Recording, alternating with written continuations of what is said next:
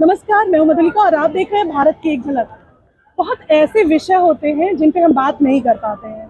कुछ जानकारियां ऐसी होती हैं जिन पे बात करना बहुत ही आवश्यक होता है। तो हमारे साथ जो सर लोग बैठे हैं काफ़ी कोऑपरेटिव हैं और बहुत ही अच्छे से उन्होंने एक्सप्लेन किया। सबसे पहले तो मैं आप सब लोग को धन्यवाद देना चाहूँगी। अगला जो विषय है उस पर मैं बात करना चाहूँगी। सर, अपना इंट्रोडक्शन दे दें एक बार। मैं जिला उद्यान पदाधिकारी दरभंगा। वर्तमान में उद्यान निदेशालय द्वारा जो बागवानी महोत्सव का आयोजन किया जा रहा है, यहाँ पर मेरी प्रतिनियुक्ति है ताकि किसानों को हमारे क्षेत्र की जो मिथिला क्षेत्र की जो उन्नत कृषि क्रियाएं हैं, बागवानी क्रियाएं हैं, उसके बारे में लोगों को रूबरू कराना है, जागरूक कराना है, ताकि हमारे किसान बंधु हमारे मिथिला क्षेत्र की जो विविधता है उसमें भी अपने आप को ढाल सके, अपने आजीविका का नया स्रोत उत्पन्न कर सके और अपना जो जीवन यापन की एक प्रणाली है उसको सुदृढ़ कर सके। महत्वपूर्ण जो हमारे जीवन में सबसे महत्वपूर्ण है वो खाना है, भोजन है, और हम उसी से लुप्त होते जा रहे हैं। हमारा देश अब दूसरी ही दिशा में जा रहा है। पैसे के पीछे तो हम भाग रहे हैं लेकिन फसल के को इग्नोर कर रहे हैं।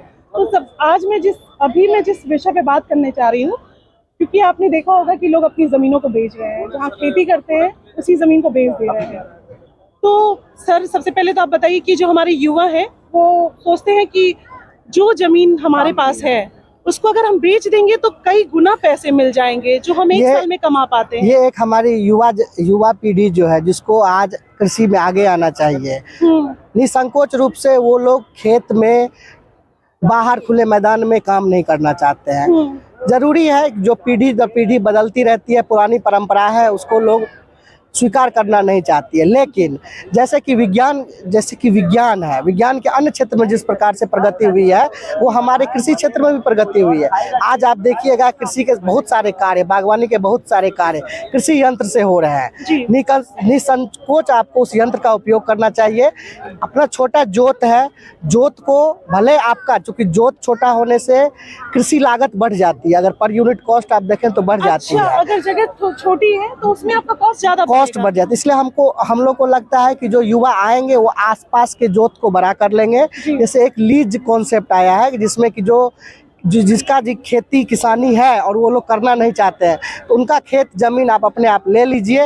एक एग्रीमेंट बना के और उस पूरे खेत को किसी को लीज पे देना है, मतलब मान लीजिए। लेकिन अगर हमें जानकारी नहीं है तो हम कैसे जान पाएंगे कि सामने वाले को जरूरत है, वो लीज पे जमीन लेना चाहता है? नहीं, बहुत सारे, अगर आप गांव में जाएंगे तो आप देखेंगे कि बहुत सारे जो जिसकी खेती है वो लोग बाहर काम कर रहे हैं। तो वो लोग क्या करते हैं, उसमें किसी दूसरे को, हमारे देश में अभी भी लीज की परंपरा चल रही है लेकिन एक मौखिक लीज होता है जिसमें लोगों को बटाई पे दे दिया जाता है। तो पहले एक परंपरा चली थी बटाई पे, जो अभी भी बहुत सारे जो हमारे जिले हैं लागू है। आजकल क्या चलिए उसका एक एडवांस वर्जन चला है। उसमें क्या होता है कि एग्रीमेंट कर लिया जाता है 10 साल, 15 साल, 20 साल के, और उसके लिए एक नियत फिक्स अमाउंट क्या होता है वो जिनका जमीन है उनको दिया जाता है। बदले में उस पे वो अपने आप का खेती कृषि करते हैं और उनसे आमदनी करते हैं। तो मैं चाहता हूं कि जो बड़े बड़े युवा हैं, जो प्रगतिशील युवा हैं, वो आधुनिक तकनीक, जो बागवानी का तकनीक है उसका उपयोग करके अपने गांव में ही या जहां भी उनको लग रहा है कि खेती किसानी नहीं हो रही है, उस जमीन का उपयोग करके न केवल पैसा कमा सकते हैं बल्कि उस जमीन का भी पूरा उपयोग कर सकते हैं। जैसे आप एक बताते हैं आपको, हमारे मिथिला रीजन में आज से कुछ समय पहले मखाना की खेती होता था जिसका कोई भी उतना यूज नहीं था। लोग 200-300 रुपये यूज करते थे और वहाँ के जो मल्लाह लोग हैं, जो जिनका वो जीवन यापन का स्रोत है, वही लोग इस काम में रुचि लेते थे। लेकिन जैसे भारत सरकार और बिहार सरकार से इसकी ब्रांडिंग हुई है, बिहार सरकार द्वारा लगातार मखाना प्रोत्साहन के लिए स्कीम लॉन्च किया जा रहा है। मखाना महोत्सव हम लोग बना रहे हैं। मखाना महोत्सव भी इसके लिए अलग से मखाना महोत्सव यही गांधी मैदान में पिछला साल भी हुआ है और हर साल होता है। इस साल भी होगा। अक्टूबर नवंबर के आसपास इसका मखाना महोत्सव होता है। तो अभी आप देखिए कि मखाना न केवल बिहार की सीमाओं को लांघ कर, न केवल भारत बल्कि विदेश में पहुंच चुका है और उसका फायदा सीधे सीधे हमारे किसान को पहुंच रहा है। जो मखाना 200 से 300 बिक रहा था वो आज 2000 रुपए किलो बिक रहा है। तो उसका फायदा किसको जा रहा है? हमारे किसानों को जा रहा है। और ये क्यों जा रहा है? क्योंकि हम उस क्षेत्र में नई तकनीक ईजाद कर लिया है। पहले मखाना क्या होता था, पौंड में होता था, पौंड में या तालाब में होता था। आजकल ऐसे वैरायटी डेवलप हो गई है, स्वर्ण वैदेही हो गई है, और एक और वेराइटी बिहार एग्रीकल्चर यूनिवर्सिटी से डेवलप हुआ है, उसके कारण हम खेत में भी कर सकते हैं। तो बहुत सारे युवा बाहर से आ रहे हैं, वो खेत को लीज में ले रहे हैं। आप देखिएगा कोसी रीजन और तिरहुत रीजन में कह सकते हैं कि ग्लोबली भी अगर चाहे तो ये काफी आप दूर तक जा सकते हैं। जा रहे हैं मैडम, ये लोग जा रहे हैं। आप एक बार ग्राउंड पे आके देखिए कि जिस मखाना को कोई नहीं पूछ रहा था, आज बड़े बड़े इन्वेस्टर उसमें पैसा लगा रहे हैं।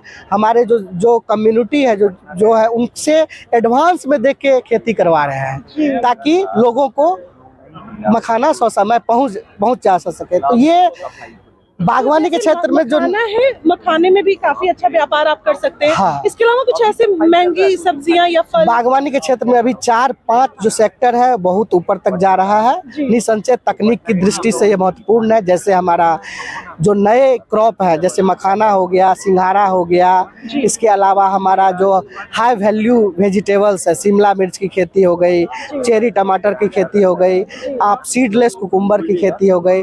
तो ये सब अभी क्या कि होटल्स हो गए, इसकी मांग हमेशा रहती है। बड़े बड़े होटल्स हो गया, लोग अपने स्वास्थ्य के प्रति बहुत ज़्यादा जागरूक हो गए, तो चाहते हैं कि हम सलाद खाएं, ये खाएं जो हाई प्रोटीनियस रिच वेजिटेबल्स है वो खाएं। तो उसको उगाने के लिए हमारी सरकार ने बहुत सारी प्रोत्साहन स्कीम भी लॉन्च की है।